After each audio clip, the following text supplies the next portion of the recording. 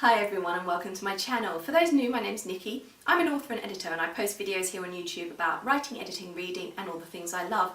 And today we're doing a top 10 list and we're actually going to talk about my top 10 historical figures. So launching us straight off in number 10 is Casanova. I find him absolutely fascinating. I have the complete set of his memoirs. They're actually just behind my legs. You won't quite see them on the footage, but wonderful. I mean, they're such great fun and I'm sure they're hugely exaggerated, but such a brilliant little slice of 18th century life. Number 9 is Johann Friedrich Struensee, who came to my attention only because of the film Royal Affair, starring Mads Mikkelsen and Alicia Vikander, a Danish film. If you haven't seen it, go watch it, it's fantastic. But he was a German who came to the Danish court as a physician for the king, and he ended up getting quite a lot of power, and he implemented a huge number of really wonderful reforms, which unfortunately after his downfall were all scrapped. But he was quite a reformer, an amazingly interesting character, and it's actually really hard to find anything much about him. I managed to find one little short biography, it's only about this thick, in German. So I did buy that, but it's very hard to find out a lot about him, but really interesting person. Number 8, Napoleon. I have a kind of love-hate relationship with Napoleon. I love him in his earlier days, in his early life, but I tend to lose a bit of respect for him when he declares himself emperor and kind of goes against the spirit of the revolution, I guess. So I've read a few biographies of him, plus fictional accounts of his life, and he's just a really interesting person and such a brilliant strategist as well, military strategist. I can't even speak today, strategist. I still can't say it, I'm going to give up, I'm not going to say it anymore. I'm going to move straight on to number 7, Prince Rudolf.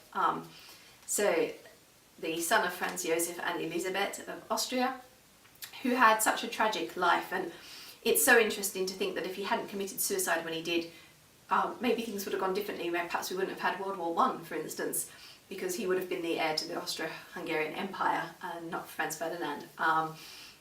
So absolutely fascinating guy, and you kind of feel sorry for him in many ways, and mainly because I kind of wonder what would have happened if things had gone differently. Perhaps I should write an alternate history about it or something. Number 6, Thomas Cromwell. I love these guys like Cromwell who kind of came up from nothing. Napoleon's similar. They're just one of the common people, and then they gain these positions of such power. And Cromwell was definitely one of those, and I love the way he's been captured in books now, like Wolf Hall by Hilary Mantel. And he's just such a fascinating figure, as I keep using the word fascinating today, but he is, it's true. I've read a few biographies about him, and there's so much mystery surrounding him as well, particularly in the middle of his life before he became part of Henry's court. What was he up to, like what was he doing over in Europe and things. Number 5, Percy Grainger, who, for those who the name's unfamiliar, is an Australian pianist and composer. He had a fascinating life. He was a little bit obsessed with flagellation and a very intense relationship with his mother. But he was also a truly amazing person. As well as collecting English folk songs that were disappearing and preserving them, he invented a bra for his Danish girlfriend years before the bra officially came into being. He was quite an inventor and innovator. He had some really forward-thinking ideas and was quite ahead of his time in many ways. Number 4 is Alexander Hamilton. Now, I first discovered Hamilton actually while I was researching another figure who I'll mentioning in a minute. And this was before I'd heard of the musical, but I didn't really know much about it. It was only later that I came to listen to the musical as well, and then I read a biography of Hamilton and got to know a bit more about him. And he's another one of these figures who has come up from nothing, essentially, made his way in the world and done some really amazing things. Some of the institutions and such that he set up in the early United States history are totally amazing. Breathtaking really when you consider how he had to educate himself, get himself out of this position where he probably wouldn't have lived very long had he stayed where he was born. So another really just like an intriguing and wonderful life, and so worth reading about. Number 3 is the gentleman I mentioned just a minute ago who introduced me to Alexander Hamilton. His name's John Andre, and he was on the British side during the American Revolution. These days he tends to be known as a spy. He was involved in Benedict Arnold's treason, but whereas Benedict got away to the British side and carried on with his life, Andre was arrested and hanged as a spy. So a really tragic end to the career of such a promising young man.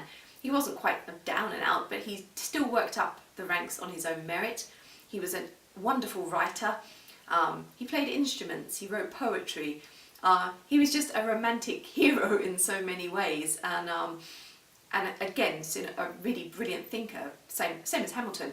And they did actually meet shortly before his execution, and Hamilton had great respect for him, and I think that's probably because they kind of recognised each other or themselves in each other, I should say, and just as fellow spirits. And so he's another romantic figure. I mean, a lot of the young men I like in this list are people that were brilliant men who died tragically young.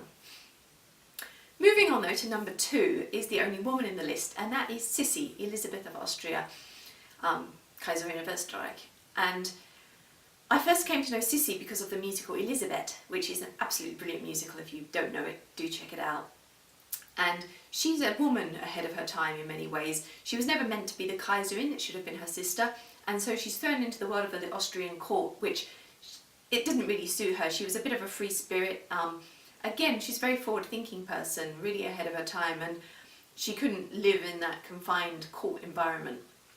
And so, of course, had a bit of a tragic existence because of it, but did some wonderful things and got involved in push for Hungarian independence, for example.